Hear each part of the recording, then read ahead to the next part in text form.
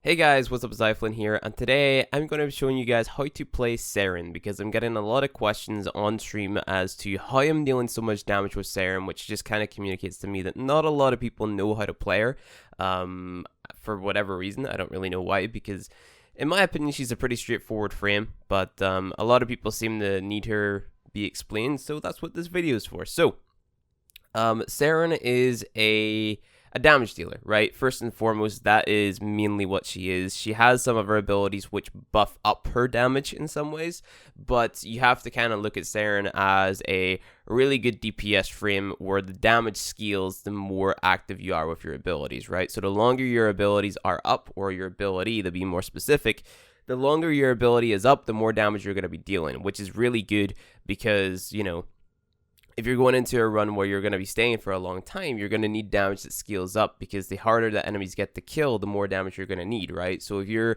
ability is on the enemy for a long time, then you're going to be dealing a lot more damage, right? So I have two different builds to show you. She's mainly based around modding for power strength and power range, but duration is sprinkled in there as well because of a few of her abilities benefiting from duration, such as the buff on her free, which adds toxin damage to all of your weapons, but we'll talk a little bit more about that whenever we look at the builds, which is right now. So, in the video, I'm going to be showing you guys the range build to just basically like demonstrate how well these spores can spread type of thing, because her first ability is called spores. You put the spores on the bad guys, and then you pop the spores by either killing the enemy or using a weapon like the Ignis to pop them, and then these spores are going to spread to all the enemies within the power range, right? So, the more power range you have on, then the more enemies the spores are going to spread to. And the longer these spores are on the enemies, the more damage you're going to deal, right? So with the power strength build, your damage ramps up a lot faster, but they're not like infecting as many enemies, so you have to do a little bit more work. But with the power range build, you can kind of cast it and then forget it, and then just let that damage ramp up over time. Now, there's also some other things, like for example, on my power strength build, if we take a look again, you'll see that the decay on the spores is a lot lower, right? So whenever the spores goes off a target, or like all the enemies, like it's not active on any enemies, the damage is going to start to decay. And I believe it's power strength that you have on, so let's just go ahead and remove Umbral Intensify.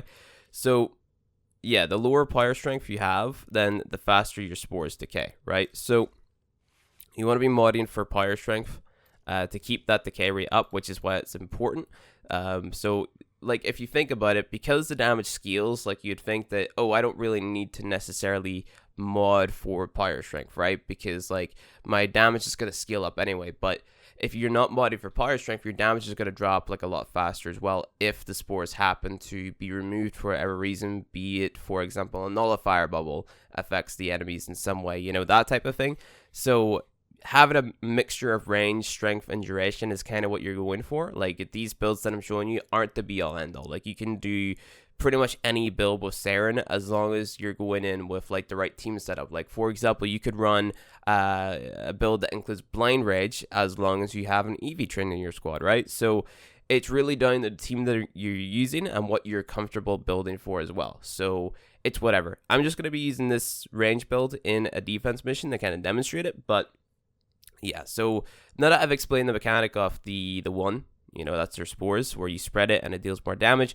Moving on to her two, it is like a little shell that she leaves behind herself, which enemies are going to shoot, and it's going to absorb damage and give you a speed buff, which is pretty cool. It's not that much of an insane ability, but you know, it's still a pretty good ability, and I use it from time to time to just run from enemy spawn to enemy spawn to kind of like speed up the process of killing, which is pretty cool. And then obviously like the fact that enemies will shoot that rather than me in some cases is also really good as well. We have Toxic Lash, which is your third buff. So what this does is it adds 53% with this build toxin damage to all of your weapons, right? And then that is actually doubled, I think, for melee damage. You're gonna get even more toxin damage on your melee. So it makes Saryn like the prime Warframe to be using if you're using Condition Overload, because like if you look at spores inflicts corrosive damage, right? And it has a status chance with this build of 89%. So you have 89% to apply a corrosive proc, and then you have Toxic Lash, which is going to apply, what's it called? It's going to apply your Toxin procs, and then you have Miasma, which is your 4th ability, which is going to apply Viral procs, right? So if you combine that with the fact that you can run a Condition Overload Zaw, or Condition Overload whatever weapon, and the more status effects you have on other enemies, the more damage you're going to be dealing, because it's a multiplicative bonus on Condition Overload, right? So you're dealing insane damage with a Condition Overload Zaw. And just to kind of show you a build, this is the type of build that I'm talking about, right? So you have, well, you could change out my 90% mod, so Prime Fever Strike and Shocking Touch for, what's it called? For dual stat elementals. So then you're proccing those status effects more consistently. But because I'm playing Saryn, I just opted for the more damaging mods, because it just makes more sense to me, because Saryn is going to be doing most of the proccing anyway. So yeah, that's the type of build that I use. So we'll use this here in the video as well, and you'll see how quickly we actually drop enemies. Just go ahead and do some fashion frame real quick, because that's very important.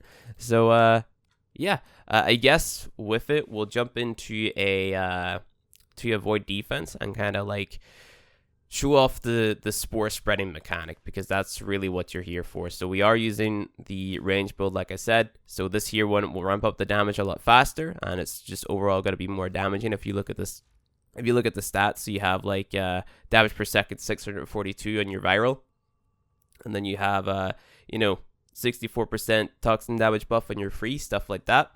But then if we head over to the other build, those numbers are a lot lower, but we're doing it over a wider range. So there is that. So if we just go ahead and jump into any old void defense mission, we'll jump in solo for now, just to kind of avoid any mess ups with matchmaking and stuff like that. But let's just go ahead and jump into Belinus, and we'll see how it works out.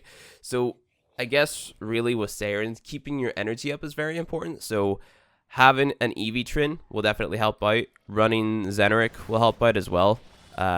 Other than that, like it's pretty easy to play. So what I would do, I would get out my Condition Overload Zaw, wait for the enemies to spawn in, and then I would hit my free whenever they spawn in. So hit your free, hit your 4, and then use your 4 to find the enemies through the walls, and then apply your spores to them. Kill the enemy that has the spores, and you'll see that it like travels to the other enemies, and the more enemies that it's on, then the more enemies that it will or the more damage it's going to deal. So if I kill that enemy, you'll see that it starts to like afflict or inflict those enemies up there, and then they just kind of die. So I don't really have to touch the enemies if I have spores casted on one, because they'll all die anyway. So check it out. You just see them dying, which is really awesome and really cool. And then we can hit our 4 from time to time to just kind of deal a little bit more damage, because keep in mind the viral proc, whatever it procs, is going to reduce your maximum health. So if you hit that 4 constantly, then you're going to be dealing a butt ton of damage, because you're combining the scaling damage on your 1, the reducing the health with the 4, and then obviously if you're meleeing, the damage from your melee on top of that as well. So yeah, so let's just see what we can do with killing all the guys here. Go ahead, get some energy back, which is pretty cool. See if that'll spread. So we've infected one enemy. Obviously, like the later you get into a defense or survival, the easier it's gonna be to spread your spores, because more enemies are gonna be spawning, and they're gonna have a lot more health. So they stay alive for longer, so they get closer to one another, and then you just kind of kill them again.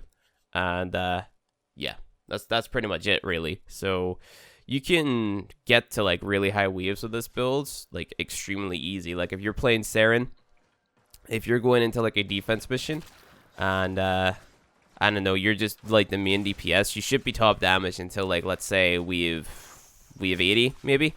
That's whenever your EV Trin will kind of start to overtake you in terms of damage, right? Because EV Trin, her damage scales with the enemy level, which is kind of really good. So having an EV Trin in your squad, if you're doing an endurance run, they're going to overtake you eventually because of how much damage they can deal, but that's totally fine. Like, you're still helping out by reducing the health with the 4, and then if you're not running 4 times crucial projection, then you're going to be stripping armor with your 1, right? So that is pretty much it, you know. So the only reason I'm kind of like showing you guys it in the void defense here is because like right now you can farm up the rhino and the Nyx relics from here, and that's simply by doing endurance runs and stuff. So you can get some pretty good relics from just playing here, and it's, in my opinion, really fun to kind of like test yourself and see how long you can go. On 2 streams ago, or no, 2 days ago, we got to wave 97, and we died in wave 97 because we just weren't really set up. We had a Speed Nova, we had a Trinity who had kind of a mad build. I wasn't running the right mods on my primary, so stuff like that. It happens, but it's whatever. Like, you know, the more you do it, the more you do endurance runs, the more you're gonna get used to obviously dying on really high waves, of course, because that's gonna happen whenever you first try to get into them. But you know, the more you get used to spamming abilities and stuff like that, because whenever you get to like really late game, like let's say you're the Frost player, right, and you're protecting the pod, you have to literally be spamming your abilities 24/7, because that's gonna knock any enemy that comes into this little area. It's gonna knock them away, and then also you can use your 4 to freeze any enemies as well. And again, if they have armor, that will reduce their armor too, and really cool things like that. But spamming your snow globe is very important because it keeps your health up. And then another thing to sort of pay attention to if you are the DPS frame is nullifier bubbles. So those are very, very, very deadly, at least in really high level endurance runs and stuff like that. So that's something to look out for. I'd recommend bringing like something like a Cyanoid Gamma Core or a high fire rate secondary, which you can use to kind of pop those bubbles so you can keep all of your abilities up and make it so your team doesn't get destroyed. So yeah, other than that, that is basically how to play Saryn. If you enjoyed this video, go ahead and hit that like button below. If you'll see some more Warframe content from me, hit subscribe, and I'll see you guys in the next video, hopefully without a sleepy voice because I just got out of bed. So yeah, see you guys later.